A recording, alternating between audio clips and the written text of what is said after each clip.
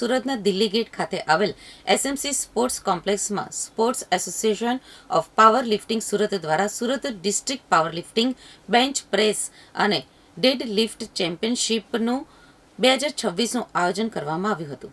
પહેલી વખત arm wrestling સ્પર્ધાનું પણ આયોજન કરાયું હતું. આ કોમ્પિટિશનમાં યુવાનો અને યુવતીઓએ પોતાનું બાહ્ય પ્રદર્શન બતાવ્યું હતું.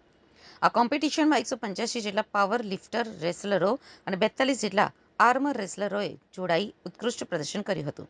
આ ચેમ્પિયનશિપ દરમિયાન વિજેતા રેસલરોને મેડલ્સ, સર્ટિફિકેટ અને ટ્રોફી આપી સન્માનિત કરવામાં આવ્યા હતા. સુરતના યુવાનો રમતગમત ક્ષેત્રે આગળ વધે તેવી અભ્યર્થના વ્યક્ત કરી હતી. આજે મંચેપરામાં સ્પોર્ટ્સ કોમ્પ્લેક્સ છે. મંચેપરા સ્પોર્ટ્સ કોમ્પ્લેક્સ આગળ આર્મ રેસલિંગ અને પાવર લિફ્ટિંગની કોમ્પિટિશન રાખેલી છે. Surat district power lifting association દ્વારા ને Gujarat power arm wrestling association દ્વારા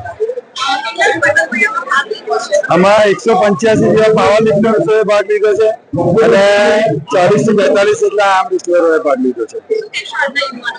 આજના યુવાનોને હું એક જ કહેવા માંગુ છું કે તેઓ નશા અને ડ્રગ્સ ને એવી કે મોબાઈલમાં ચેટિંગ કે આ તે મોબાઈલ એપથી દૂર રહો અને સ્પોર્ટ્સ તરફ આગળ વધો તો તમારે શરીર હેલ્થ બધી સારી રહે. મારું નામ દશરથ વાડીલે.